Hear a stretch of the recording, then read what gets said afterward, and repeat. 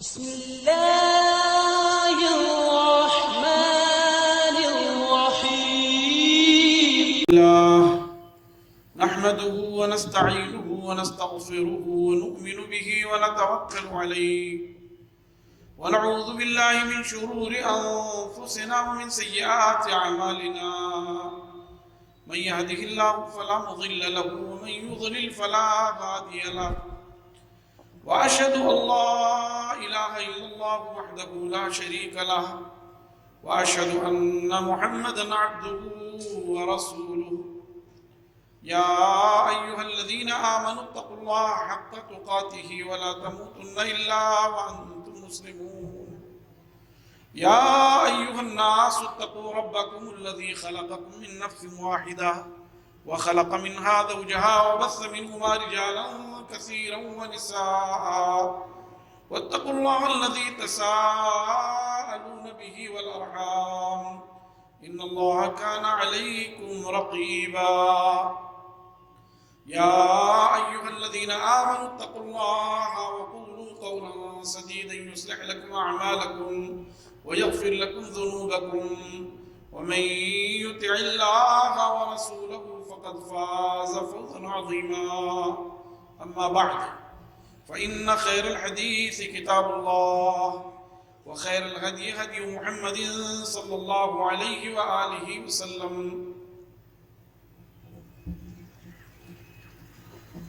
وشر الأمور محدثاتها وكل محدثة بدعة وكل بدعة ضلالة وكل ضلالة في النار. أعوذ بالله من الشيطان الرجيم. بسم الله الرحمن الرحيم. يا أيها الناس إنا خلقناكم من ذكر وأنثى وجعلناكم شعوبا وقبائل لتعارفوا إن أكرمكم عند الله أتقاكم.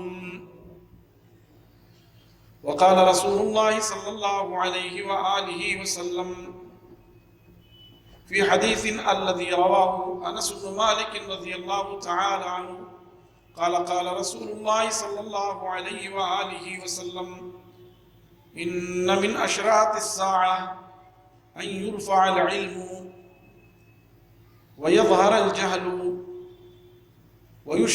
ويشرب الخمر ويظهر الزنا أو كما قال عليه الصلاة والسلام.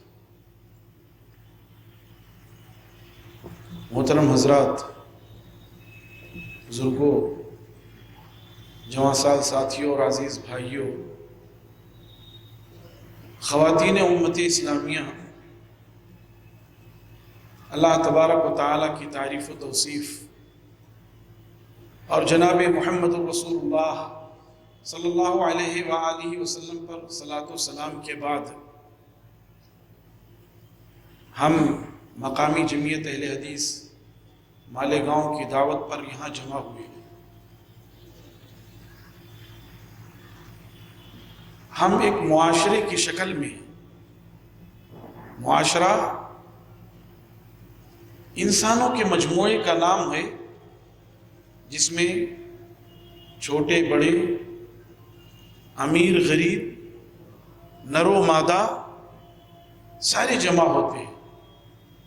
دادا پوتا، نانا نواسا، دادی پوتی، نانی نواسی، پھوپھی بھتیجی، چچی بھتیجی، خالہ بھانجی، ماموں بھانجا اور چچا بھتیجا، اور مختلف رشتے ہوتے ہیں جن سے معاشرہ وجود میں آتا ہے.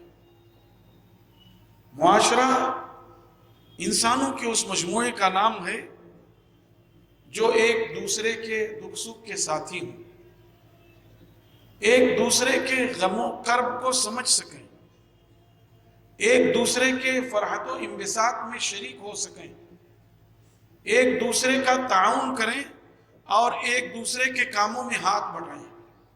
یہ معاشرہ ہے. اور جب سے دنیا قائم ہے، جب سے انسانوں کا وجود ہے، یہ معاشرہ بھی موجود ہے. ہر دور میں انسانی معاشرہ رہا ہے، اس لیے کہ انسان کا مطلب ہی انس ہے. درد دل کے واسطے پیدا کیا انسان کو، ورنہ طاعت کے لیے کچھ کم نہ تھے کروبیاں۔ درد دل کے لیے یہ معاشرہ ہے۔ مجھے تکلیف ہے تو میں آپ سے بیان کروں، آپ کو تکلیف ہے تو مجھ سے بیان کیجئے، ہمیں خوشی ہے تو آپ کو بانٹوں، آپ کو خوشی ہے تو ہمیں بانٹیے، ہمیں غم ہے تو آپ سے کچھ دلاسا حاصل کروں، آپ کو غم ہے تو ہم سے دلاسا حاصل کیجئے، اور اسی کا نام معاشرہ ہے۔ تاریخ کے ہر دور میں یہ معاشرہ رہا ہے،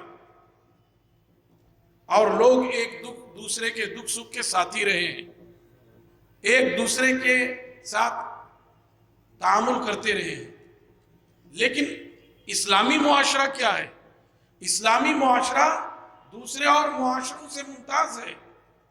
اسلامی معاشرہ وہ ہے جسے اللہ تعالیٰ نے فرمایا والمؤمنون والمؤمنات بعضهم اولیاء بعض یأمرون بالمعروف وینہون عن المنکر۔ اسلامی معاشرہ وہ ہے کہ مومن مرد مومن مردوں کے ولی ہیں، مومنہ خواتین کی ولی ہیں، وہ ایک دوسرے کے ولی ہیں، ایک دوسرے کو بھلائی کا حکم دیتے ہیں، ایک دوسرے کو برائی سے روکتے ہیں، ایک دوسرے کے دکھ درد میں شریک ہوتے ہیں۔ اسلامی معاشرہ یہ ہے کہ ہمارے معاشرے میں کہیں برائی پنپ رہی ہے تو اس کو بڑھ کر کے روکا جائے۔ اللہ تعالیٰ نے اس معاشرے کو فرمایا یا ایھا الناس انا خلقناکم من ذکر و انثی، لوگوں ہم نے تمہیں ایک نر و مادہ سے پیدا کیا ہے، وجعلناکم شعوبا وقبائل لتعارفوا، اور ہم نے تمہیں قوموں اور قبیلوں میں بانٹ دیا ہے، اور اس بانٹنے کا مقصد یہ ہے کہ تاکہ تمہارا تعارف ہو، ایک دوسرے کو جان سکو، ایک دوسرے میں تمیز کر سکو۔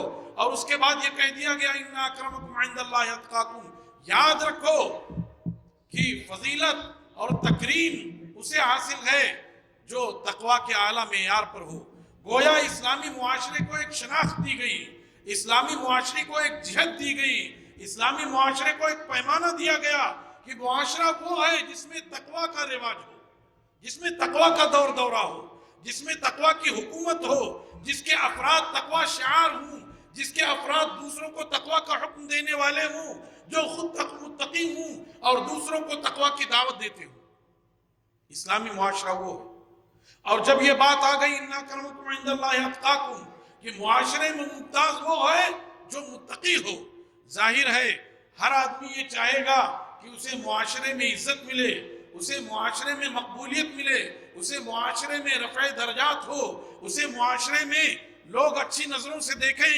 تو اسلامی معاشرے کی جو شناخت بتائی گئی وہ تقوی بتائی گئی۔ گویا اسلامی معاشرے کے درمیان جو چیز سب سے زیادہ ممتاز نظر آئے وہ تقوی نظر آئے، اور ظاہر ہے کہ اس تقوی کی موجودگی میں دوسری اور چیزوں کا گزر ہو ہی نہیں سکتا۔ جو گھٹیا چیزیں ہیں، جو شرور و فتن ہیں، جو مفاسد ہیں، ان کا تقوی سے کچھ لینا دینا نہیں ہے۔ اسی لیے اسلامی معاشرے کی پہچان یہ بتائی گئی کہ وہ متقی ہوتے ہیں، اور بقیہ خاندانوں میں، قبیلوں میں، قوموں میں بٹنا ایک فطری عمل ہے۔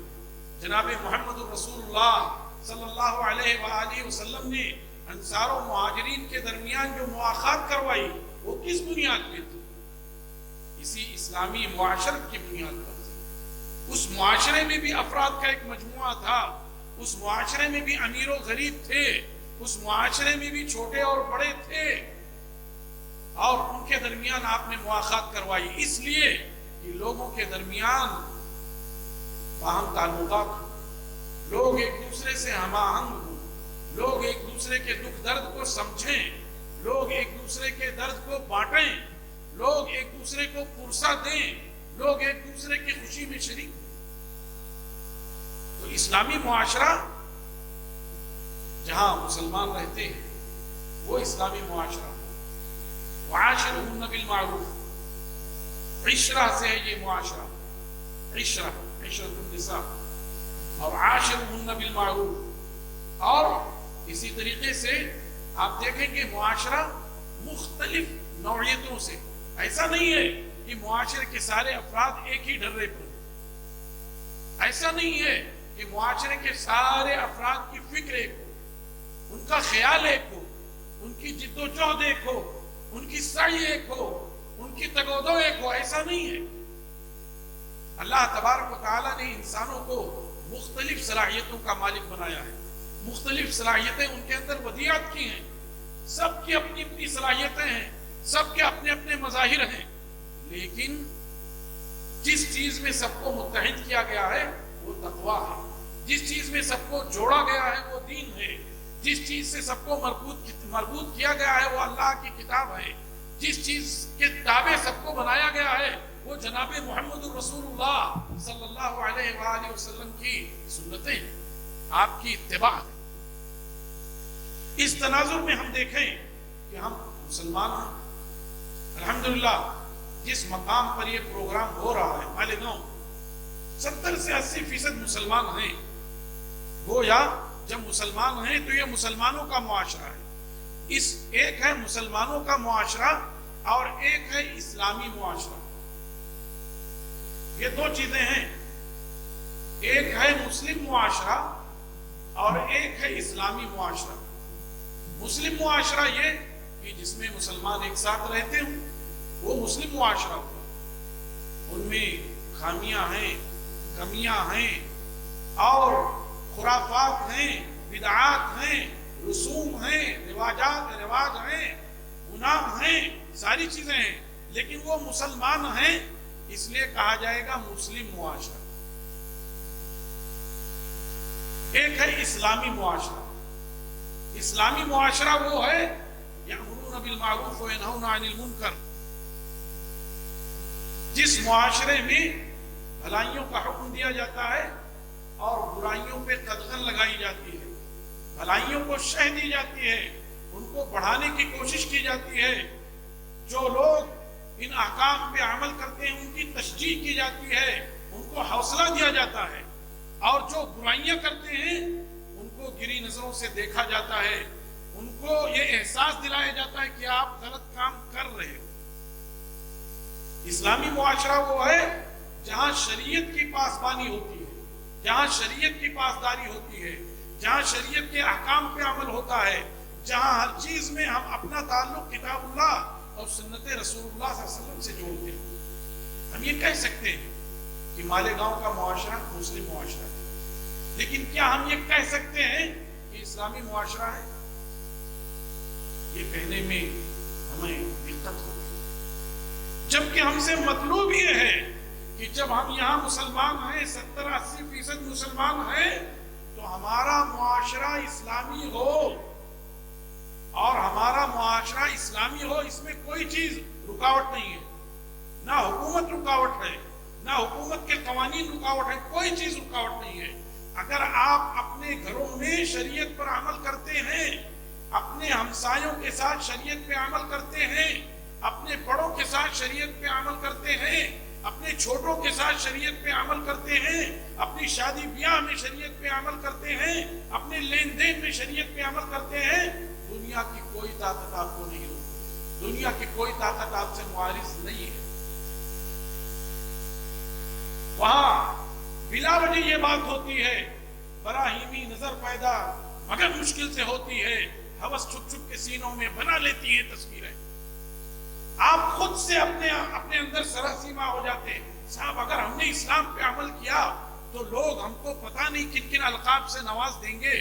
اگر ہم نے اپنی شادیوں میں خالص اسلامی چیزوں کو رکھا، لوگ پتہ نہیں کیا کہتے رہیں گے. اپنے لین دین میں اگر ہم نے اسلامی اصولوں کو برتا تو ہم بھوکوں مر جائیں گے.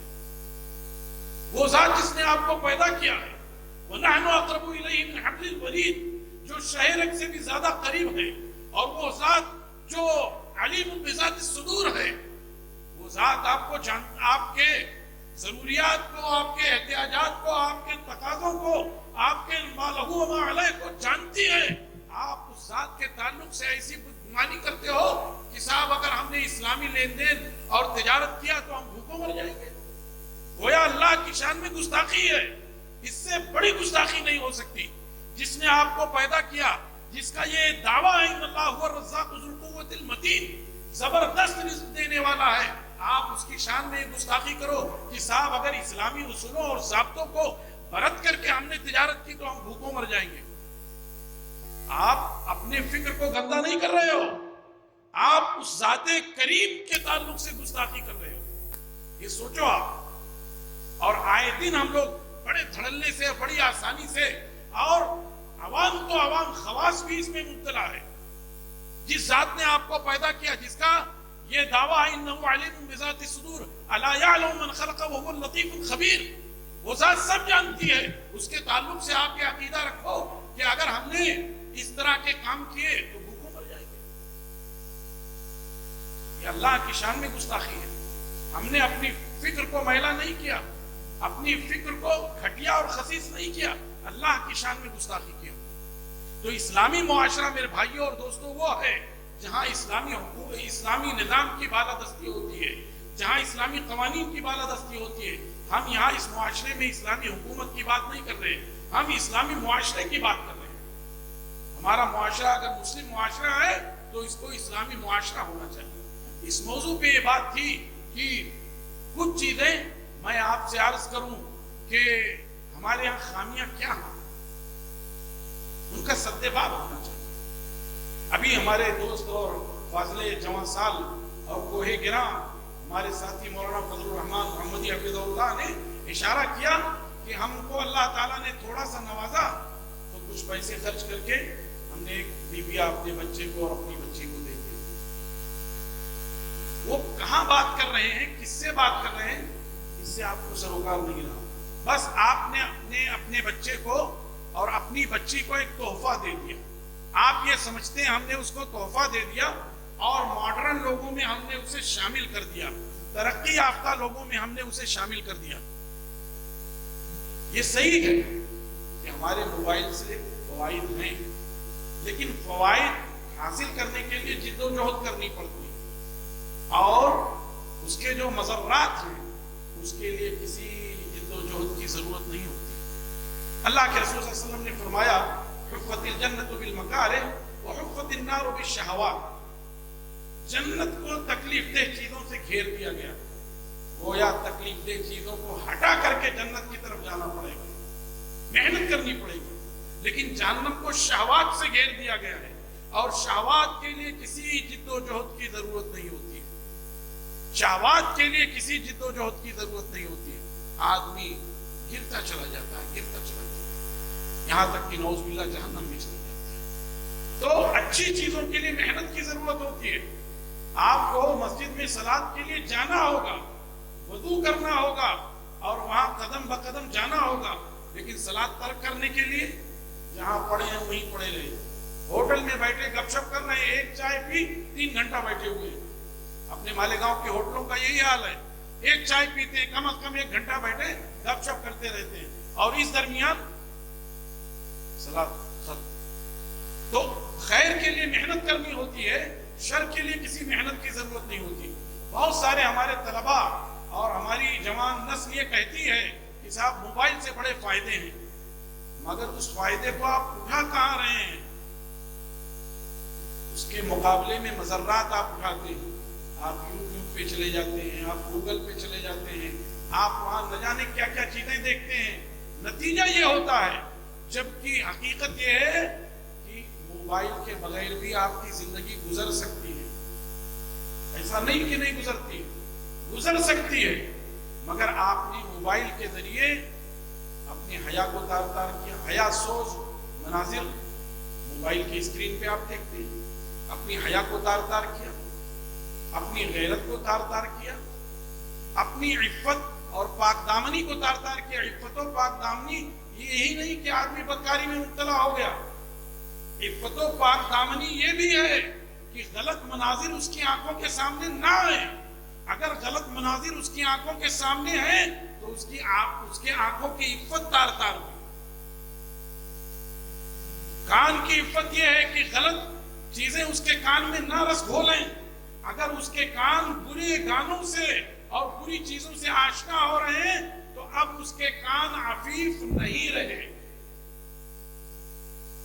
دل کی عفت یہ ہے کہ آدمی کے دل میں ان غلط حرکات و سکنات اور آلات موسیقی اور گانوں سے ایک اڑن پیدا ہو، اگر اس دل میں خواہش ہوتی کہ چلو موبائل کے ذریعے یہ گانے سنتے ہیں، تو آپ کا دل عفیف نہیں ہے، آپ کا دل پاک باز نہیں ہے،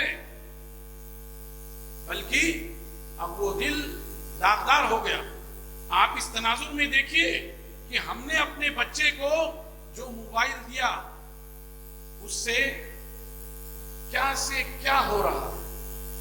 وہ بچہ یا وہ بچی جو اپنے والدین کے سامنے کبھی کوئی بات کہتے ہوئے جھجکتے تھے، موبائل نے ان کو اتنا سرکش اور اتنا جری بنا دیا ہے کہ والدین کے سامنے بے تکلف ایسی باتیں کہہ جاتے ہیں جو زبان پہ لائی نہیں جا سکتی ہیں۔ شریعت نے کیا کہا تھا؟ شریعت نے یہ کہا کہ یہ بچے آپ کے گود میں اللہ کی امانت ہیں، اور کل ان بچوں کے بارے میں آپ سے سوال کیا جائے گا۔ کیا آپ نے اس تعلق سے کبھی کچھ سوچا کہ ان بچوں کے ہاتھ میں ہم نے جو کچھ دیا ہے، کل اس کے بارے میں ہم سے سوال ہوگا؟ کلکم مسئول وکلکم مسئول عن رعیتہ۔ موبائل سے آگے چلے، موبائل سے کتنے فتنے ہو رہے ہیں آپ ہم سے زیادہ جانتے ہیں، ہم سے زیادہ جانتے ہیں۔ اتنے فتنے ہو رہے ہیں کہ ہم سے زیادہ آپ جانتے ہیں۔ اس سے آگے بڑھے، جب موبائل پہ تعلقات ہوئے، بے حجابی ہوئی، بے پردگی سامنے آ گئی۔ آج آپ دیکھیں گے ہمارے معاشرے میں ہم نے حجاب ایک فیشن کے طور پہ بنا لیا۔ کپڑا رہے گا حجاب کا 600 کا، اس میں جو چمک دمک والی سلمہ اور ستارہ ہے 1000 کا، 2000 کا، کپڑا 600 کا، اور اس میں جو کچھ کشیدہ کاری کے لیے اور اس میں خوبصورتی کے لیے جو کچھ ہے وہ 1000 اور 2000 کا۔ نتیجہ یہ ہوتا ہے کہ ہماری وہ بچی جدھر سے بھی گزرتی ہے، لوگوں کی نگاہ خود بخود پڑتی ہے۔ آپ اندازہ کیجئے حجاب کسے کہا جاتا تھا۔ ایک موقع پہ ام عطیہ رضی اللہ تعالی عنہا نے جناب رسول اللہ صلی اللہ علیہ وآلہ وسلم سے سوال کیا، اے اللہ کے رسول صلی اللہ علیہ وسلم، اگر ہم میں سے کسی سہیلی کے پاس جلباب نہ ہو، حجاب نہ ہو، تو کیا وہ عیدگاہ جانے سے مستثنا ہے؟ اس کو سنو میرے بھائیوں، غور سے سنو۔ جو لوگ اپنی عورتوں کو اور اپنی بچیوں کو عیدگاہ میں جانے سے روکتے ہیں، ام عطیہ رضی اللہ تعالیٰ عنہ کی روایت سنیں، صحیحین کی روایت ہے یہ۔ انہوں نے سوال کیا، اللہ کے رسول صلی اللہ علیہ وسلم، اگر ہم میں سے کسی کے پاس جلباب اور حجاب نہ ہو تو کیا وہ عیدگاہ جانے سے مستثنا ہے؟ اللہ کے رسول صلی اللہ علیہ وسلم نے فرمایا، لِتُلْبِسَهَا صَاحِبَتَهَا، چاہیے کہ وہ سہیلی اس کو اپنے اس جلباب سے پہنا لے، اپنے اس جلباب اور اپنے حجاب سے وہ اس کو چھپا لے اور لے کر جائے۔ میرے بھائیوں بتاؤ، کیا آج آپ کا حجاب اس لائق ہے کہ اس میں وہ کوئی خاتون اپنی سہیلی کو اس میں چھپا لے؟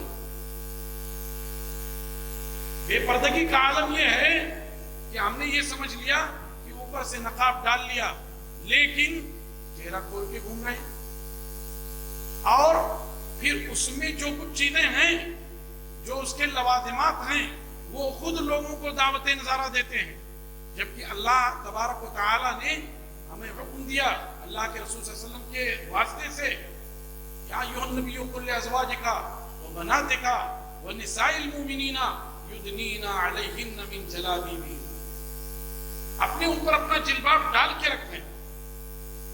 اور جب کہا یدنین علیہن من جلابیبہن، علیہن خود یہ بتا رہا ہے کہ چہرہ پردے میں شامل ہے، ورنہ یہاں سے کہہ دیا جاتا ہے یہاں سے ڈال کے رکھیں۔ کیا کہا گیا؟ علیہن۔ علی کیا ہے؟ کسی چیز کے اوپر کی کوئی بات ہو، علی علیہن من جلابیبہن، چہرہ خود شامل ہو اور اتنا کشادہ ہو، وسیع ہو کہ بدن کے نشیب و فراز ظاہر نہ ہوتے ہوئے۔ کیا آج ہم اپنے بچوں، اپنی بچیوں، اپنی بیویوں، اپنے گھر کی خواتین کے تعلق سے اس طرح سے فکر مند ہیں؟ کیا ہم نے اس انداز میں سوچا؟ بے حجابی آئی، موبائل کے ذریعے آزادانہ اختلاط، اور گفتگو ہونا شروع ہوئی اور وہ گفتگو بڑھتے بڑھتے میل ملاپ تک پہنچ گئی.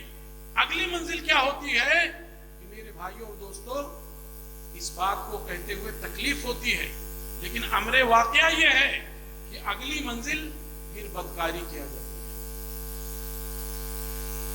کتنے گھرانے زمین بوس ہو گئے ہیں, سر چھپانے کے لائق نہیں. اگر ان کے ہاں حیا شرم غیرت ہے تو وہ کسی کو منہ دکھانے کے لائق نہیں رہے ہیں. اس لیے اس موبائل نے ان کے گھروں کی عورتوں کو جری اور بے باک بنایا اور آزادانہ طور پہ بات چیت ہوتی رہی, وعدے وعید ہوتے رہے, میل ملاپ کے لیے جگہیں متعین ہوتی رہی اور آخری منزل پہ پہنچ گئے. اللہ کے رسول صلی اللہ علیہ وسلم نے فرمایا ہے, حدیث کے راوی جناب انس رضی اللہ تعالیٰ عنہ ہیں جنہوں نے جناب رسول اللہ صلی اللہ علیہ وسلم کی 10 سال خدمت کی ہے اور حدیث شریف کے بڑے راویوں میں سے ہیں, تیسرے درجے کے راوی ہی ہیں جن کے روایتوں کی تعداد 2286 ہے, 2286. انس بن مالک رضی اللہ تعالیٰ عنہ کہتے ہیں کہ جناب رسول اللہ صلی اللہ علیہ وآلہ وسلم نے ارشاد فرمایا قیامت کی نشانیوں میں سے یہ ہے کہ علم اٹھا لیا جائے گا,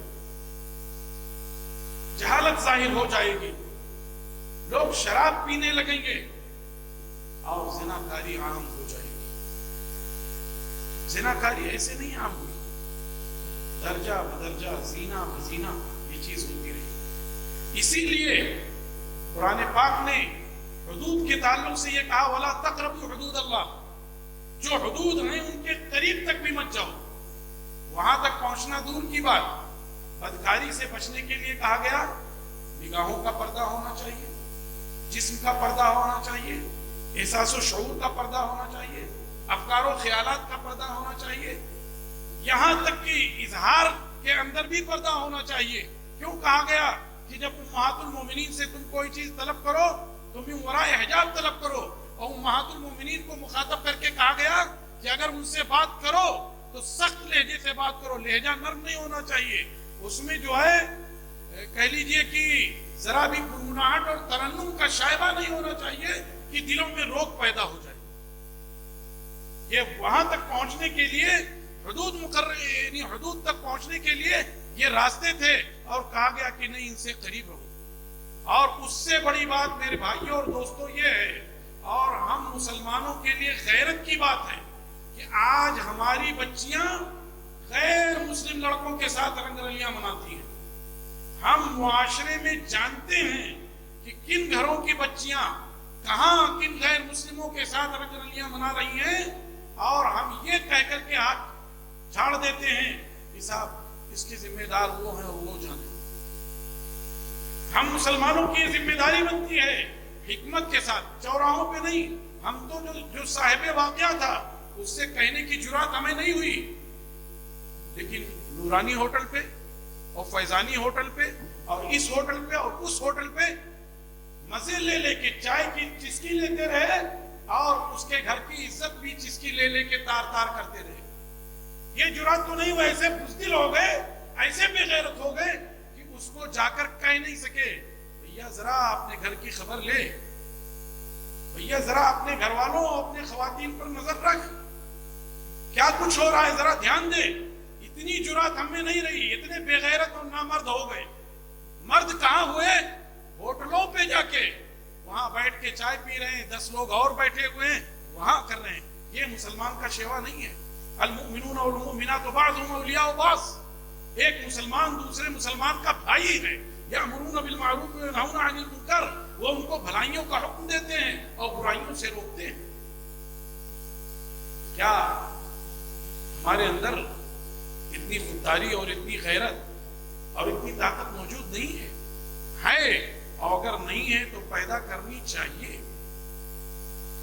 اللہ کے رسول صلی اللہ علیہ وآلہ وسلم نے فرمایا کہ قیامت کے قریب جو چیزیں عام ہو جائیں گی ان میں ایک یہ چیز ہے. لیکن اس منزل تک پہنچنے میں میرے بھائیوں اور دوستوں بہت ساری چیزیں ہیں. ان میں وہ موبائل کی بھی بات آئی, ان میں آزادانہ اختلاط اور بے پردگی کی بھی بات آئی. کیا ہم اس کو دفع کرنے کے لیے تیار نہیں؟ کیا ہم اس دین کے ماننے والے نہیں ہیں کہ ایک مسلمہ خاتون، ایک مومنہ خاتون یہودیوں کے محلے میں کچھ بیچنے گئی اور کسی بدبخت یہودی نے اس سے نازیبا سلوک کیا، اس سے کچھ تمسخر کیا، اس سے آگے نہیں بڑھ سکا، صرف اس کا مذاق اڑایا، تو مسلمان کو غیرت آ گئی اور مسلمانوں نے اس کام تمام کر دیا اس کو۔ ایک مسلمان اپنی غیرت کے لیے، اپنی خودی کے لیے اگر مرتا ہے تو وہ حکماً شہید ہے۔ اللہ کے پیارے حبیب اور خلیل جناب محمد رسول اللہ صلی اللہ علیہ وآلہ وسلم ارشاد فرماتے ہیں من قتل دون مالہ فهو شہید ومن قتل دون نفسہ فهو شہید ومن قتل دون مالہ فهو شہید ومن قتل دون عرضہ فهو شہید۔ جو اپنی جان کی حفاظت کرتے ہوئے مارا گیا وہ شہید، جو اپنے مال کی حفاظت کرتے ہوئے مارا گیا وہ شہید، جو اپنے آبرو کی حفاظت کرتے ہوئے مارا گیا وہ شہید۔ ایسی میرے بھائیوں اور دوستوں اور کئی خرابیاں ہیں جن پر ہمیں توجہ دینے کی ضرورت ہے۔ میں نے شروع میں جو بات کہی تھی وہ سود وغیرہ سے متعلق تھی کہ آپ کہتے ہیں صاحب اسلامی اگر نظام اور اسلامی قانون کے مطابق ہم نے کاروبار کیا تو واقعی کی نوبت آ جائے گی۔ ایسے ہی میرے بھائیوں اور دوستوں اور کئی خرابیاں ہیں جو ہمارے ذہن میں تھیں اور جس پر مجھے گفتگو کرنی تھی، لیکن ہم سب کی خوش قسمتی یہ ہے کہ ہمارے جامعہ محمدیہ منصورہ کے فارغ التحصیل اور پھر مدینہ طیبہ جامعہ اسلامیہ مدینہ منورہ کے فارغ التحصیل اور وہاں کے خريج اور سعودی عرب کے جالیات میں کام کرنے والے اور وہاں کی فضاؤں میں خطاب کرنے والے اور ہندوستان کے طول و عرض میں خطاب کرنے والے ہمارے عزیز بھائی اور ساتھی جناب شیخ یاسر الجابری حفظہ اللہ تشریف لا چکے ہیں۔ اس لیے میں خود چاہتا ہوں کہ اپنا وقت ان کو دوں اور ان کو زحمت خطاب دوں اور ان سے ہم اور آپ دونوں مل کر کے، عوام اور خواص دونوں مل کر کے استفادہ کریں۔ اللہ تعالیٰ سے دعا ہے کہ اللہ تعالیٰ ہماری کہی ہوئی باتوں کو قبول فرما لے اور ان باتوں میں جو خامی اور لفظی شے کمی ہے اسے درگزر فرما دے، اور جو اچھائیاں ہیں اللہ تعالیٰ اسے قبول کر کے ہم سب کے لیے توشہ آخرت بنا دے۔ اقول قولی ھذا واستغفر اللہ لی ولکم ولسائر المسلمین فاستغفروہ من کل ذنب انہ هو الغفور الرحیم۔ وصلی اللہ تعالی علی نبینا محمد وعلی آلہ وصحبہ اجمعین ومن تبعهم بإحسان إلى يوم الدين۔ والسلام علیکم ورحمۃ اللہ وبرکاتہ۔